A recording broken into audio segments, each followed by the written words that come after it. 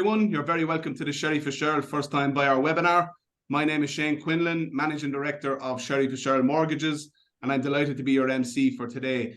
This is the third webinar in a series of First Time Buyer webinars that we've held in 2023. I hope you got to join us at our earlier webinars in March and May and found it very informative.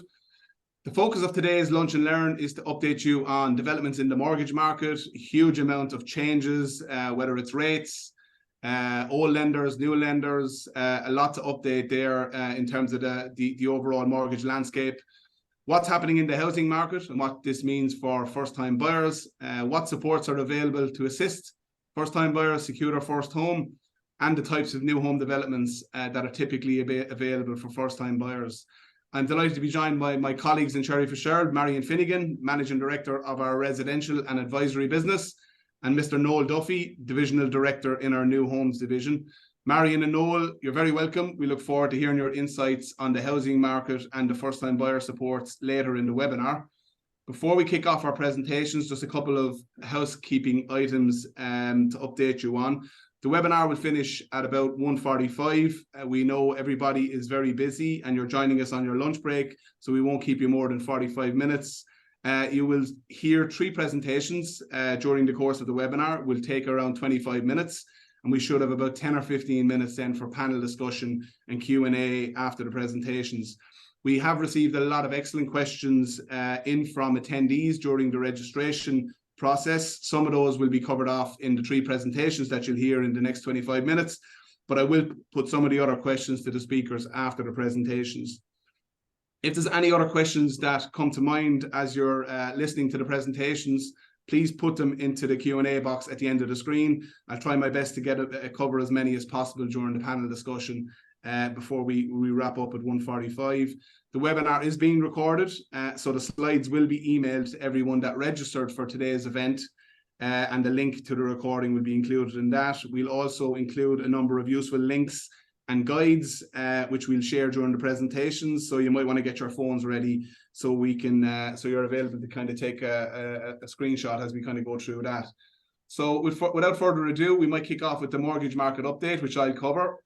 So moving on to the slide, I think it's fair to say that the last 2 years have been, can be described as transformational when it comes to the mortgage market. And certainly when you compare it to the previous 10 or 15 years, we've had a number of new mortgage lenders come into the market in the last number of years. We've had some that have left who are very well established in the market.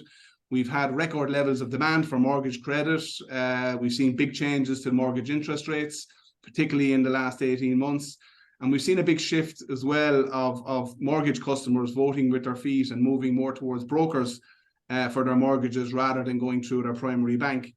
If we start with mortgage supply and demand and just moving on to the next slide, the graphic you see on your screen shows the volume of new mortgage lending in the Irish market since 2020. Last year was the highest in terms of volume and value, the highest levels of new lending that we've seen in Ireland since 2006, with just over 14 billion in new lending over the 12 months last year. First-time buyers typically represent 50% of new lending annually, 25% movers, and the other 25% is typically made up of switchers, residential investment loans, and top-ups.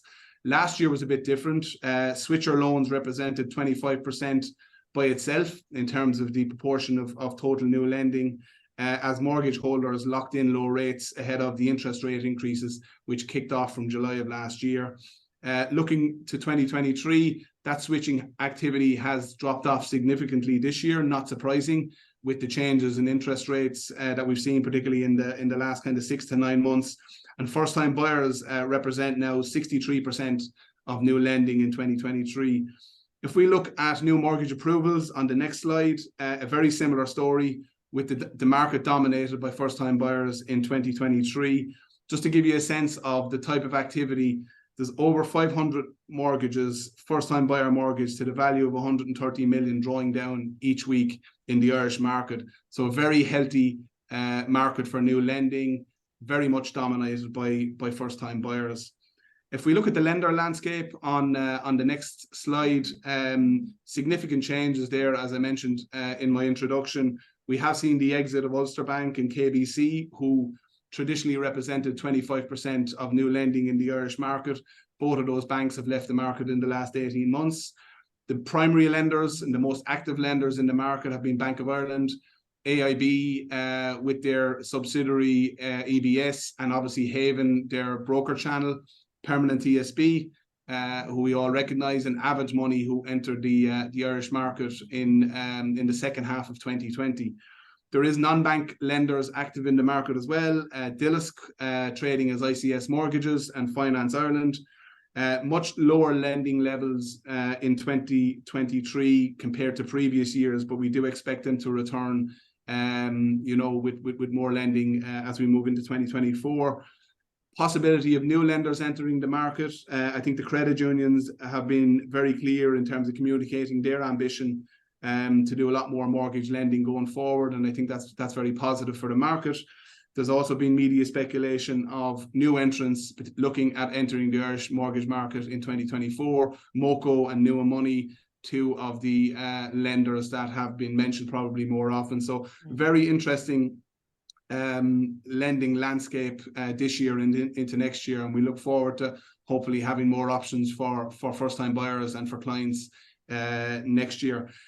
Moving on to mortgage interest rates, and I suppose that has been the biggest change related to the mortgage market certainly in the last 12 months, with a number of increases in terms of mortgage rates. As you may know, banks get a lot of their funding from the European Central Bank, and the ECB have increased their lending rate 10 times in the last 15 months. Okay, so you see from the graphic that lending rate was 0% from period of pretty much 2015 up until July of last year, and that now stands at 4.5% since September. So 10 rate rises from the European Central Bank from July 22 to September of this year. The banks have passed on most of these increases, where some of the main banks didn't pass on the first couple of increases. Most of the increases now have been passed on in the form of increased borrowing costs to mortgage customers in Ireland. Just to show you the next graphic, which shows the average interest rates on new lending for home purchase across the EU, and you can see there the green bar in the middle of the screen shows the average rate for Ireland, which was 4.1% in August. As you can see, slightly above the EU average, the purple bar to the right-hand side, but very much middle of the pack when you compare to other EU countries.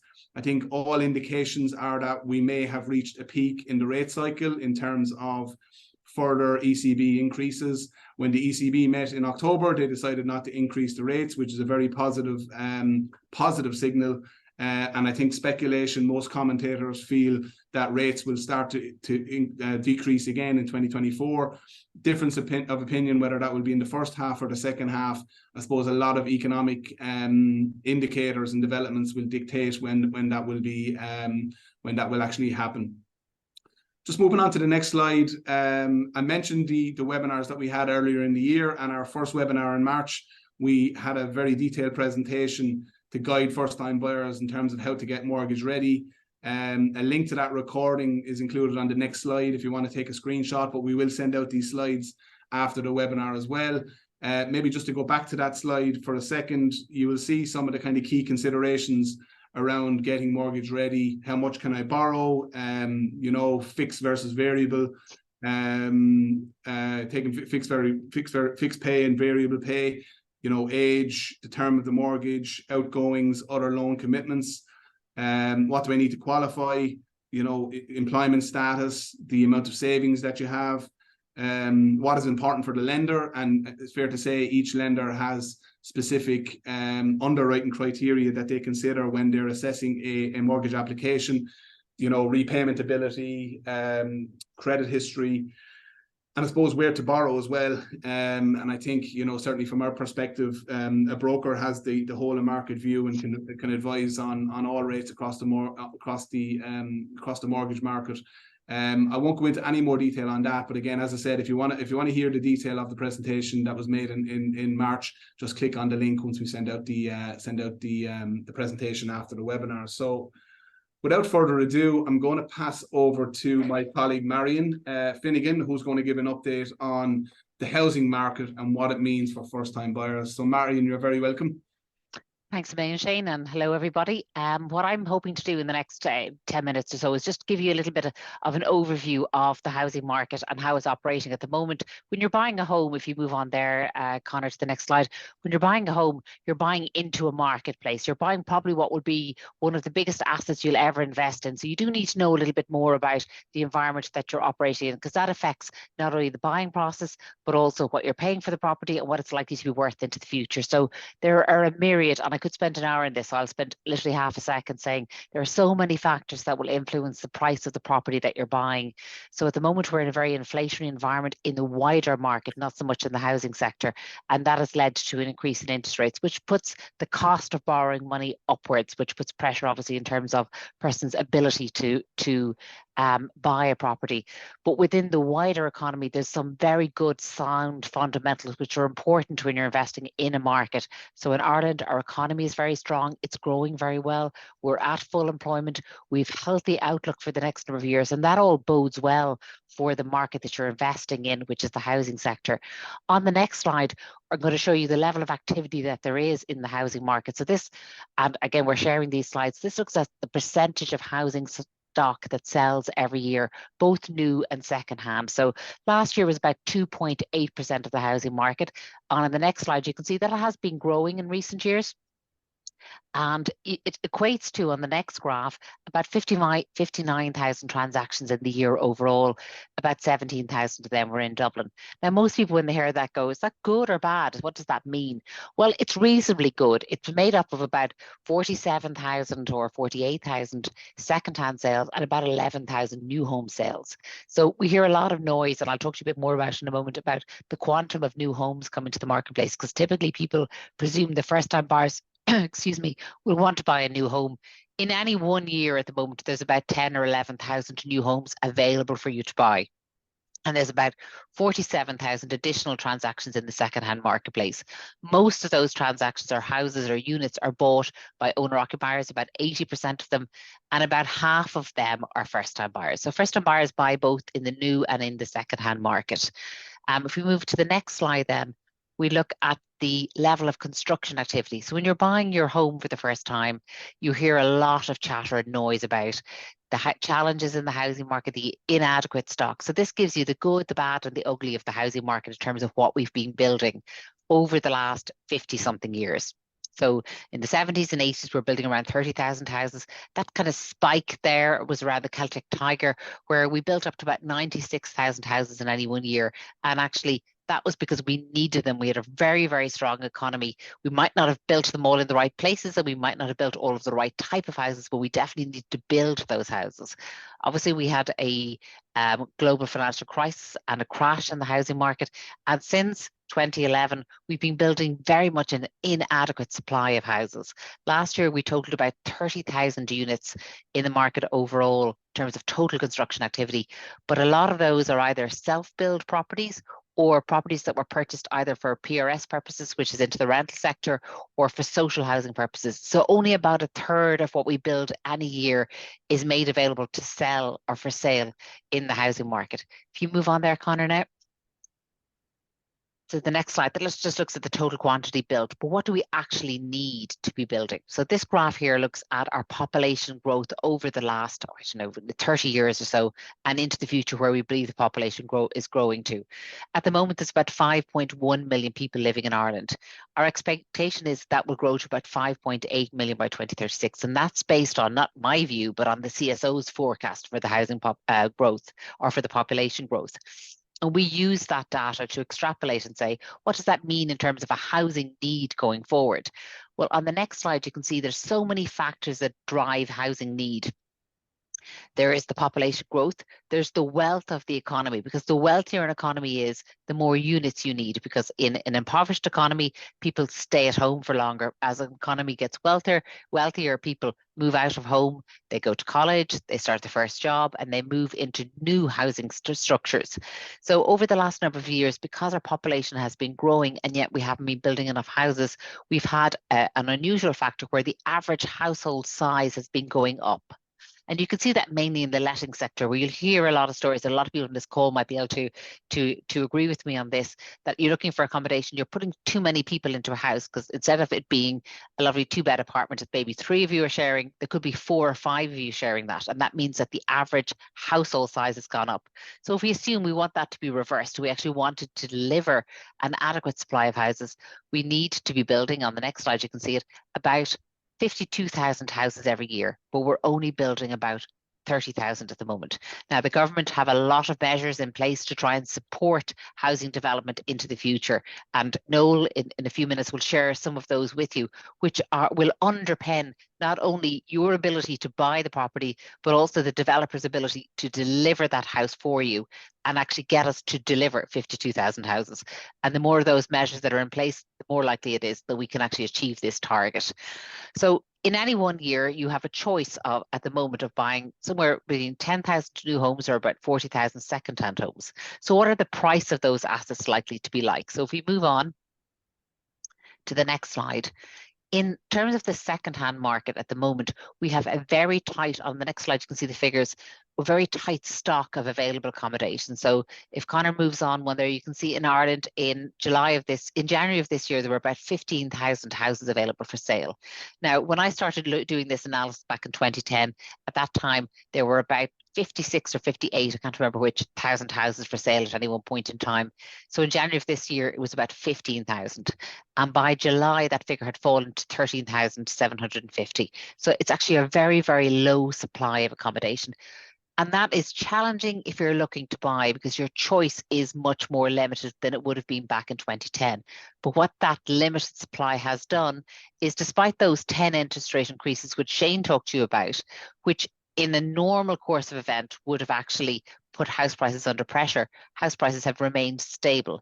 And you might say now on the call, well, actually, I prefer if they fell because I'm trying to buy a house. The challenge with falling prices, or indeed rapidly rising prices, is it creates a level of uncertainty for the homeowner or the potential homeowner. So the balance of equilibrium in that sector is much better. So where are we now in terms of prices, and where are we likely to go to? So if you move on there, Connor, you can see the history of sort of the house price story in Ireland going back to 20 years ago in 2003. At that point, the market was growing. We were in the middle of the Celtic Tiger. We saw a very significant global financial crisis, which brought the average value of properties in Ireland down by 57%. But they have recovered, initially quite quickly, and then it stabilized. We saw macroprudential rules and other factors coming in to control price inflation. And as we stand today, the average value of houses in Dublin or Cork or Limerick and Galway haven't reached the peak that they were at back in 2006, which is good news, because they were very expensive and they were being fueled by probably inadequate housing supply in some locations and exuberance in the economy and a very high level of consumer sentiment. Now, if you go to the next slide, and it's my final slide, I think I'm looking at how that looks in the last 12 months. Well, in the last 12 months, Dublin house prices have grown by about 2.5%, and Ireland prices overall have grown by about 3.5%. There's about 160 or 170 people on the call. You could be calling from anywhere in the country. So the figures on the map shows you from the different regions how much values have grown in the last 12 months in your region. So for example, there in the Midwest, which is largely led by Limerick, we see values are up about, just under 10%. The reason for that would be a very strong demand in that location, meeting a very inadequate supply. So while we built 30,000 houses last year and 24,000 the year before and 19,000 the year before that, or whatever the exact figures are, we've been building them mainly in Dublin and the Mid-East rather than in the country overall. So what we're now seeing is a very unusual situation where values are rising more outside of Dublin than they are in Dublin, and indeed more in rural areas than even in the cities of Cork, Limerick and Galway, for example. So that shows you where we are today. I think the figure by the end of the year will be somewhat similar, so somewhere around 2% in Dublin, 3% nationwide. And going into next year, I would expect something in the same to occur in terms of price inflation. It's one factor that's very challenging to predict with any accuracy. I think based, and my assumption would on that would be based on the fact that I don't believe there are going to be significant other interest rate increases. And I do believe Europe will be one of the first locations where we'll see interest rates coming back down, probably not until the latter months of next year. And all of those factors lead me to believe that we'll see very modest but positive price growth into next year. And thereafter, we should start to see stock coming on, which will begin to meet the demand that is there, particularly in terms of new homes. And that will allow a stable market to persist into the future. I'm going to finish up there, Shane, because I know I could talk for hours, but I won't. I'll let it go with that, and then I'll answer any questions at the end or now as you see fit. Great, Marion, thanks very much for that. Before we move on to Noel, Marion, there's a lot of questions coming into the Q&A, and I know there was quite a good few questions at registration. Not surprisingly, from the buyer angle and from the seller angle in terms of pricing. You mentioned price inflation and expectations for next year, but I suppose a general question, how do you see house prices evolving over the next couple of years, and is it a good time to buy as a first-time buyer? Yeah, I'd say, first of all, there's two things when you're a first-time buyer. If you're buying from a position of being in the rental market, that is quite a volatile market, and it's very challenging to rent accommodation. So people typically are buying at this point now really looking for stability, and that's a very good motivation. When I look at what are the factors that would influence house prices, interest rates are one, and we believe that cycle of interest rate increases is coming to an end. And then the strength of the economy, and certainly Ireland versus the rest of the world at the moment, we're performing very well from an economic point of view. So I would say that as we move into the next 2 to 3 years, that stability in the economy will help to underpin those prices. So yes, I would think it's a good time to buy into the housing market. And probably just on the flip side as well, we've one question in terms of what the market is likely to be for sellers. And not just now, I suppose, how would you, in terms of 5 years from now, what's it likely to look like? So for today, from a seller's perspective, the market is fairly good in that you are not competing with a whole load of other properties. I think in 5 years' time, I do think we'll have seen a lot more construction activity in the next 5 years. But when I show you the level of population increase that we've had over the last 5 years and the inadequate supply, and our property market's ability to address that now is somewhat limited. There's only so many houses we can build in that period of time. So I think we'll probably see a reasonably similar market in 5 years' time. It won't be a market that I at this point, from what we can see, and no one can predict the future, from what we can see now, it looks like we're for a period of relative stability for housing. Great, Marion, thanks very much. I know one of the questions in terms of good time to buy as a first-time buyer is I'm going to hand over to Noel now, because I think it is fair to say, Noel, there's never been a time where there's been so many first-time buyer supports available to help new purchasers get on the property ladder. So I'm going to hand over to yourself just to bring us up to date on the various schemes available. Thank you very much, Shane, and good afternoon, everybody. Today, I'm just going to give you a little whistle-stop tour of the government-backed incentives for first-time buyers. Now, it's understandable, no matter where you are in your property journey, it's highly important that you're aware of these supports that are available to you. So we're going to flick on now to the Help to Buy scheme. So what is the Help to Buy scheme? It's probably Ireland's most recognisable support for first-time buyers. It's a government-backed scheme which is designed to assist first-time buyers with their deposit.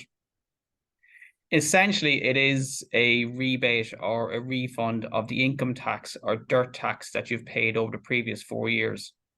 There are qualifying criteria. Obviously, you need to be a first-time buyer. And it's also important to note that if you're buying as a joint applicant, both parties must be first-time buyers in that case. The property you're purchasing has to be a value of 500,000 euros or less. Or in the case of a self-build, the completed property would have to be valued at 500,000 euros or less. You would have noticed in the budget last month that the Help to Buy has been extended now until the 31st December 2025, which means that anybody who has applied and has been qualified for the Help to Buy scheme has until that date to sign contracts on their new purchase. And if you are buying or building your own home, you would get your first mortgage instalment drawdown before that date. How much can you claim? That's really dependent on how much tax you've paid in the previous 4 years. So somebody in full employment over the last 4 years will probably be allowed to get the full 30,000 euros. Those people who are working maybe 1, 2, 3 years will get a portion of that. So how much of this fund or this support can you use when purchasing your home? So the maximum is 10% of the value of your new home, or the approved valuation of the constructed property. up to a maximum of 30,000 euros. So to put into context, you buy a house for 250,000 euros, the maximum you can claim there is 25,000 euros. And how do you apply? Well, you apply through Revenue Online, you create an account, you go into the Help to Buy section, and you start the proceedings that way. So we'll just flick on now to the First Home Scheme. Now, the First Home Scheme was firstly introduced in July 2022. It's a government-backed incentive to finance up to 30% of your new home if you're not availing of the Help to Buy scheme. But if you are availing of the Help to Buy scheme, they'll purchase up to 20% of your home. It's open to all first-time buyers, but unlike the Help to Buy, under the Fresh Start principle, the scheme also applies to separated or divorced people or those undergoing insolvency proceedings. There are criteria involved in the First Home Scheme also. You must max out your approval amount of your mortgage, and the property you're purchasing must be within the regional price ceilings. I'll cover that a little bit later. So on the right-hand side of the slide here, there's an illustration. So you're a first-time buyer. You're looking at purchasing a property for 400,000 euros, but your maximum mortgage is 320,000, and your 10% deposit, which is made up of your Help to Buy and your savings, is another 40,000 euros. The issue arises here that there's a financial gap of 40,000 euros, and the solution is First Home Scheme. The government will come in and bridge that gap of 40,000 euros, allowing you to purchase your own home and move in.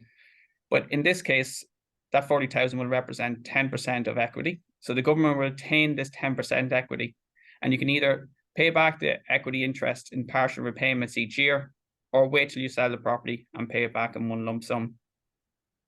Unlike a traditional mortgage, there is no service charge, or there's no service charges in the first 5 years, but in year 6, service charges will apply. So you'll see there from year 6 to year 15, 1.75% of the equity you've taken from the government is due in a service charge. So in our previous example of 40,000 euros, that would equate to 700 euros per year, which can be paid over 12 monthly installments or in one yearly payment. It's very important to note that as the equity share is tied to the property as a percentage, the actual amount can fluctuate. So if the property rises in value, the amount owed to the government will also grow. So we're going to click on there, Connor, thank you. Now, I briefly covered the regional price caps. So with Help to Buy, the maximum value was 500,000 no matter where you were buying in the country. With the First Home Scheme, the cap differs depending on the region you're buying in. So for example, you're looking to buy in County Meath. The maximum value of a property there is 425,000. So that's how much you can spend and still receive your First Home Scheme. But in neighbouring counties such as Louth, that value drops to 375. So it's important that you're aware of the caps in areas you're looking to purchase in. Thank you, Connor. So we're after speaking about Help to Buy and the First Home Scheme. I will now take you on through an example of how these can benefit you. I've used the Sherry Fitzgerald calculator here, and also I've used Moortown and Swords as a case study. So as you can see, you fill in your necessary details. We're first-time buyers. We're looking to buy a new home. We're going to avail of the First Home Scheme. So the minimum cash deposit required is 15,500 of your own savings, because you're going to use 30,000 of the Help to Buy. The government will fund 20% of the purchase, which equates to 91,000 euros, which will leave monthly installments of 1,521 euros. It's important to note that the household salary required is 80,000. A lot of people look past housing schemes thinking they can't qualify for a mortgage to purchase a house in the scheme based on the asking price, but that's not always the case. This is why these supports and schemes are in place, to allow people to get on the property ladder. So Sherry Fitzgerald have new home developments across the country. So I've just set out some here for you now.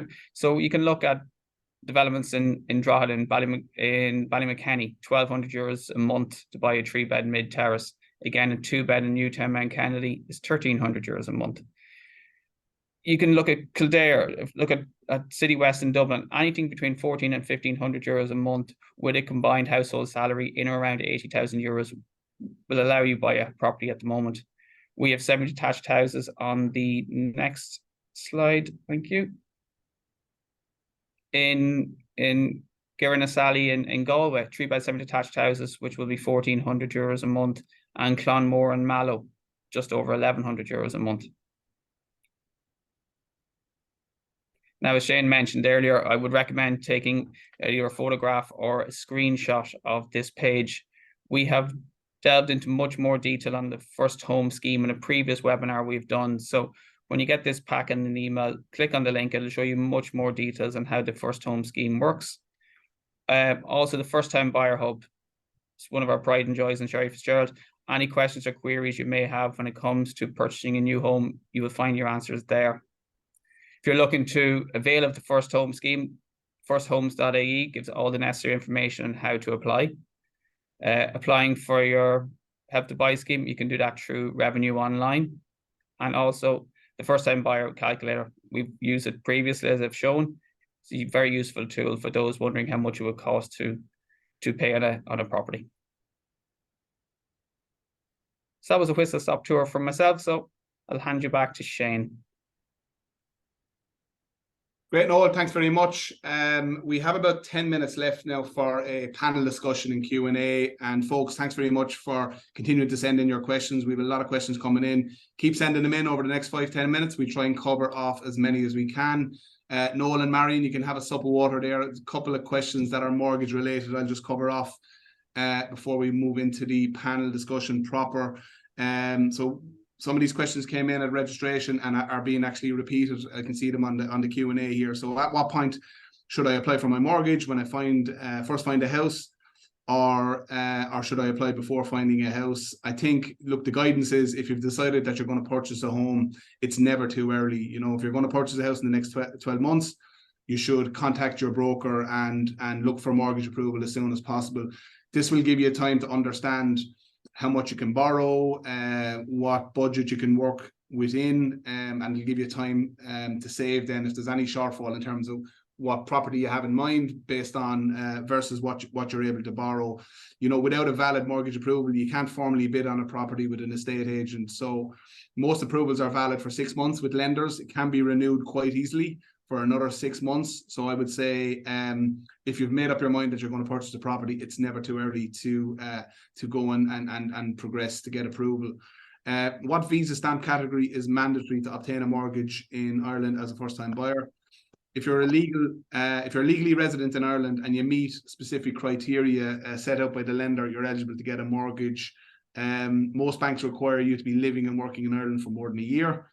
And this applies to EU citizens and non-EU citizens with stamp 1G, which is the critical skills stamp, or stamp 4. What should I consider when choosing mortgage rates? The main thing I can say there is get expert advice. There is hundreds of rate options available in the market depending on the profile of the applicant, and there's lots to consider in terms of the term of the mortgage. The loan to value of the property can dictate the rates that you can access. The energy efficiency of the property that you're purchasing. Cashback is available. A lot of lenders offer cashback. First-time buyers when they're moving into their property, and for movers as well. So lots to consider. No one size fits all. Recommendations from a broker will be very specific to your own personal situation. So I'd say reach out and get expert advice before you make any decisions on that. And can we use our approval amount for renovations? Very interesting question. Typically, mortgages are approved on a loan-to-value basis of the contract sale price. If you are doing renovations and structural upgrades as part of purchasing the property, you need prior approval from the bank. So in some instances, you can borrow additional funds to complete the works, and then the loan is based on the valuation of the property after the works have been completed. So I think if you are planning to do work on the house that you're purchasing as well, have discussion with your broker and lender in terms of what you require there. So back to the panel discussion there. I might start with yourself, Marion. A couple of questions just in relation to bidding and dealing with estate agents. So I might kick off with this one. Do you have any advice for first-time buyers when dealing with estate agents? Sometimes can find it challenging talking to estate agents when discussing specific property details. And linked to that, how do you bid on a home in reasonable amounts? How much is acceptable? So I think it's just about the overall interaction with an estate agent when interested in a property is really the question. Yeah, I'd say my first advice would be for thinking of buying is visit all the estate agents in the area that you're interested in buying in. Obviously, if you're interested in buying a new home, you register for the particular schemes that you're interested in, and Noel might want to jump into this in a minute. But in terms of buying a second-hand home, there will be a selection of estate agents selling in that area. So I would register your interest, tell them exactly what you're looking for, and your broad price range that you're looking for, 350 to 400, something like that.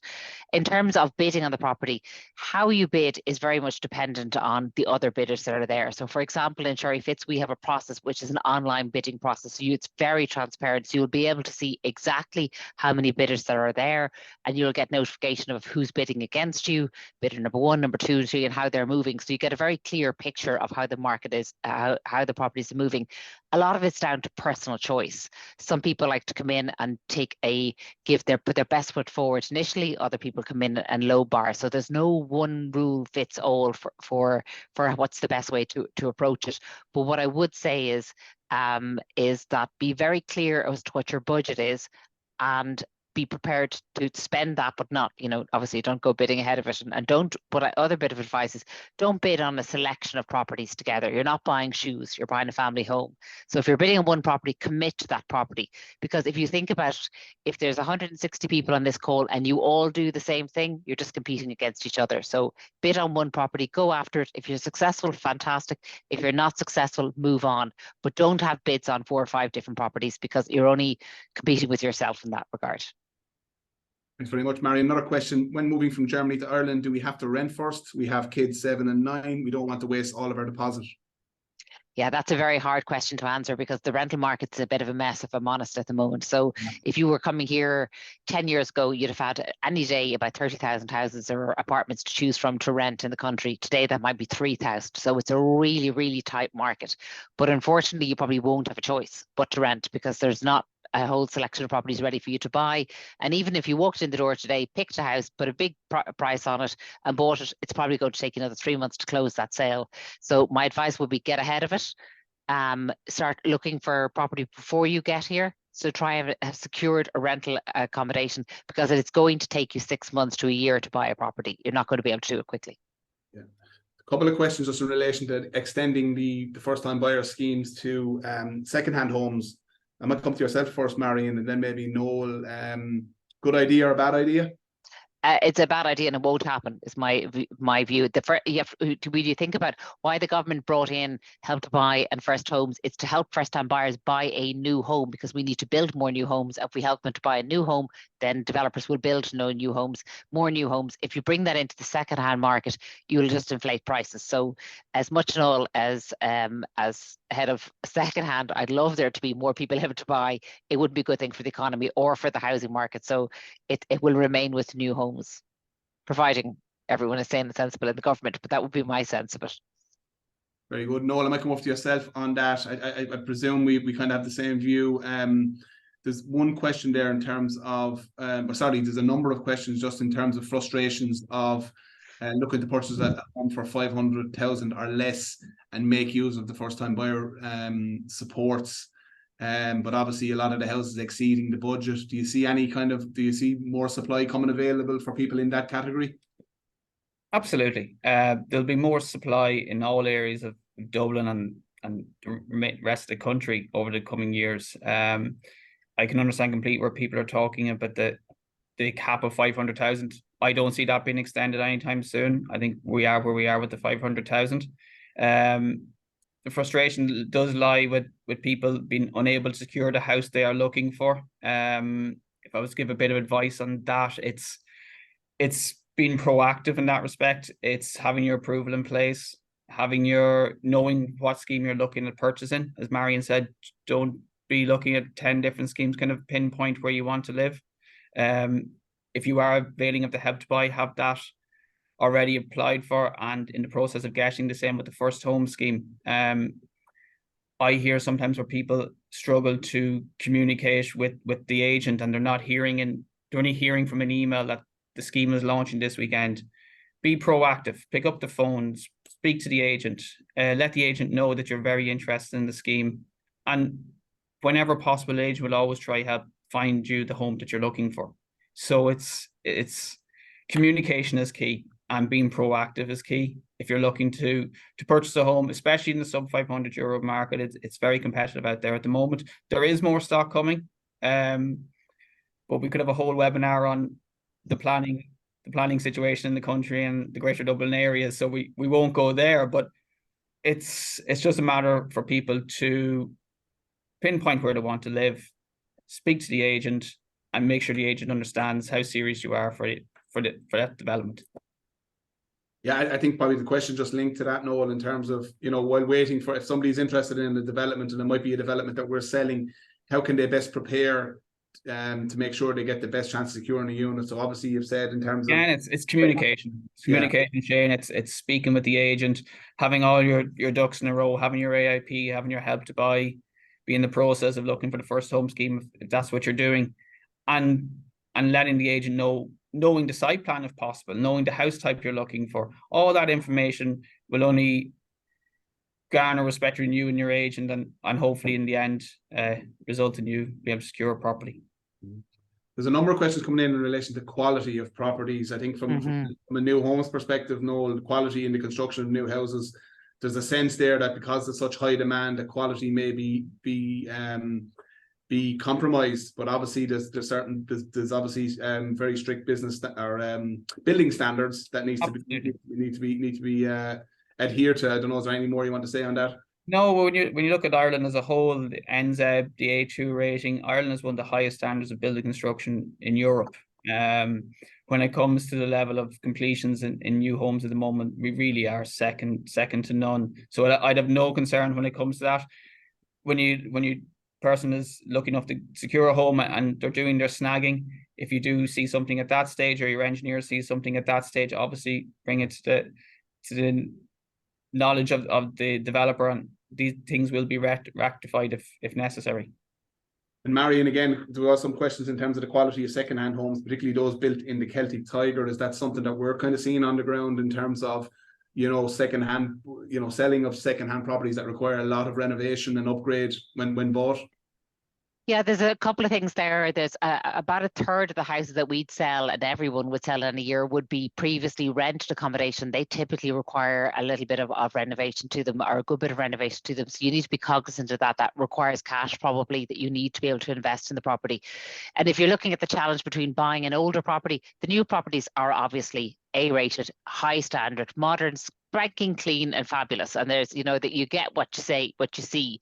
A second-hand home is pre-loved, and with that comes its own challenges. But typically what you get with a second-hand home is location. So you are probably in an area that is very well served with schools and lovely parks and all, a commutability to different locations. So it is a choice between one or the other. You're not going to get both in every location. Sometimes you do, and that's the exception.